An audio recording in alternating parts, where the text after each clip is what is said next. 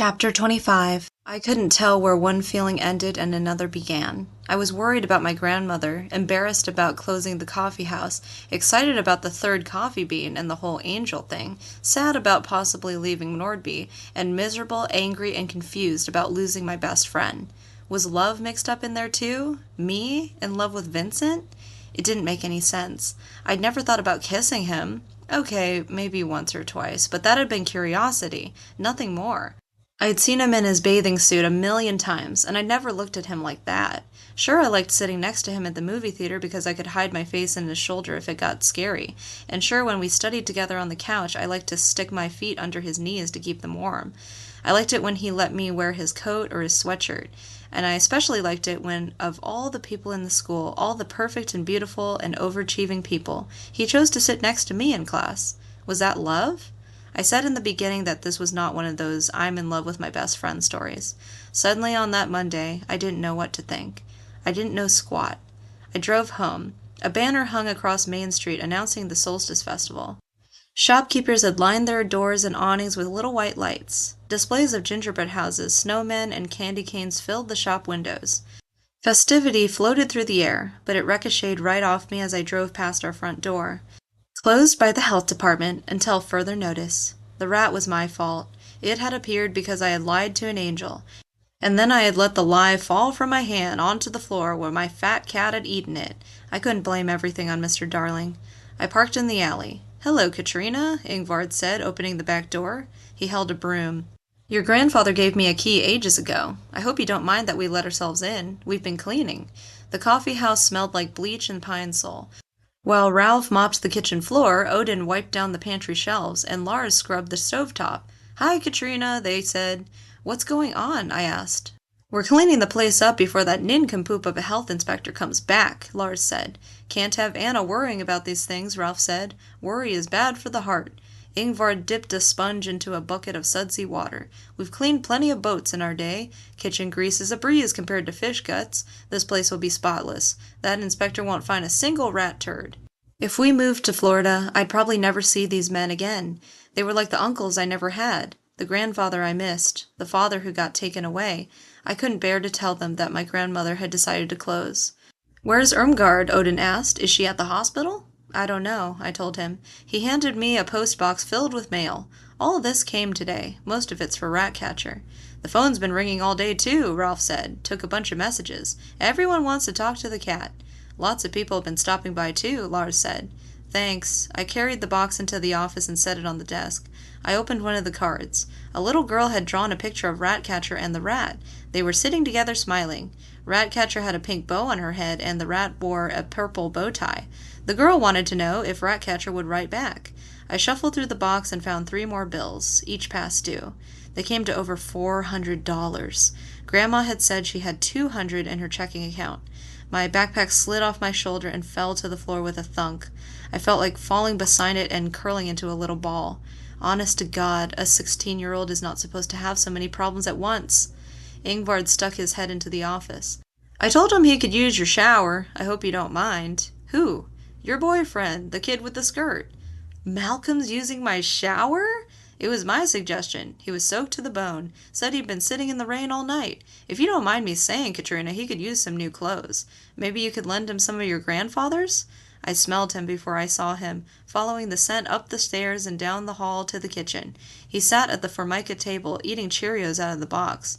His hair was wet and slicked back, his torso perfectly clean and sculpted. That's right, his torso. I couldn't tell since the tablecloth hid his lower half, but he appeared to be naked. Hi," I said. "Hello." He smiled in that nice way, giving me his full attention, as if I were the center of the universe. Then he reached across the table and took an apple from the fruit bowl. "You know, there was a time when this was considered a very dangerous piece of fruit." "What did you do with your clothes?" I asked. "They're gone." He rolled the apple in his hand. "You threw them away?" "I took them off and now they're gone. It's for the best. I'm supposed to blend in wherever I go, like a chameleon. It doesn't appear that kilts are popular in these parts, so I might as well wear something more befitting your little corner of the world." He started to get up. Don't do that." "Don't do what?" "Just sit there and I'll get you some clothes." While going on a date with an angel might not break some kind of cosmic law, I was certain that seeing one naked would get me sent straight to hell or something, or many, many years in the psychotherapist's office. My grandmother was one of those who had trouble getting rid of things, hence the crowded closet of failure. You just might need those things some day, she always said. So in the back of her closet, some of my grandfather's clothes still hung, including his police uniform. Some of his other clothes were neatly folded in the bottom drawer of her dresser. Malcolm was tall, like my grandfather, and lean like him too. I found a pair of khaki pants, a navy blue t-shirt, and a pullover white Icelandic sweater. Would he need underwear? I didn't want to have that conversation with an angel, so I grabbed a pair of boxers. I couldn't find any shoes, I said as I went back into the kitchen. I don't need any. I have my sandals. They go everywhere I go. Here, I said, closing my eyes as he stood. You can change in the bathroom.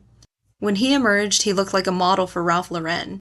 And all I could think about at that moment were his broad, naked shoulders and his hairless chest, a million times nicer than naked catering guy. Katrina? He stood close to me. What's on your mind? Like he didn't know. I stepped back and took a long breath. Can you give me that bean now? Only if you're ready to be honest. I want things back to the way they used to be, I said. I want Java Heaven to never have opened. Then we would still have all our old customers and Grandma wouldn't have gotten stressed out and had that heart attack. And Vincent and I would still be friends, and I wouldn't have to go tell Mr. Darling that we're willing to leave. I sat on one of the kitchen chairs. I don't want to go over there. I just want Java Heaven to disappear. At some point while I was talking, Malcolm's hair had dried. It fell in soft waves and was so shiny that if you saw him walking down the street, you'd think, I wonder what kind of shampoo that guy uses. Are you certain that this is what you desire? Yes. He reached into his satchel and pulled out the coffee bean packet. He dumped the last bean into his hand, then sat on the edge of the kitchen table, right next to me. Are you certain, Katrina? Because this will change your life. I'm certain, I said. I hope so, because both our futures are riding on this. I am. I hated that place. I wanted it gone. Gone forever. I'm certain. Malcolm closed his eyes and everything went quiet, just like before. No cars driving down the street, no Ingvar singing Blow the Man Down, no rat-catcher digging her claws into the couch. The clock stopped ticking. The refrigerator stopped humming. One wish would change it all back. Everything would be good again. But for how long? Another coffee house would open on Main Street. Malcolm would get another girlfriend. Grandma would have to retire eventually. I'd still have to fill out that stupid checklist. Wait, I said. Malcolm's eyes popped open and the world went back to normal. What do you mean that both our futures are riding on this? I only have one more chance to make this right. If I mess up again, I'll never get the promotion I want. They'll be sending me away. They'll be demoting me. They will? Who was I kidding? I wasn't any more certain about this wish than about anything else in my life. I laid my head on the table. I don't know what I truly desire. I can't figure it out. It's too hard. Malcolm returned the coffee bean to its package and tucked it back in his satchel. Everyone knows what they most desire. Do you? I'm not supposed to have any desires. I sat up. But you want that promotion. Yes, more than you can ever know. Then you do have a desire. More than one. His gaze swept over me, but this time it didn't feel like a feather duster. It was more like fine sandpaper, like a cat's tongue. It felt great. I wanted to move closer and climb into his arms. I thought about those stories of blood-sucking boyfriends and enchantments. Was I under some sort of angelic spell? Or was I feeling this way because he was handsome and interesting and nice, and different from anyone I'd ever met? Different was an understatement. He wasn't even human. He wasn't even human! What was I doing? This was crazy. I needed to get out of that room and sort out my feelings. I looked at the clock. I've got to talk to Mr. Darling now, or I won't be able to get to the hospital before visiting hours are over. I'll go with you, Malcolm said. No, I want to do this alone. I hurried down the stairs, each step taking me farther away from his aura. Without a word to the boys, I walked out the front door of Anna's old-world Scandinavian coffee house and into the belly of the beast.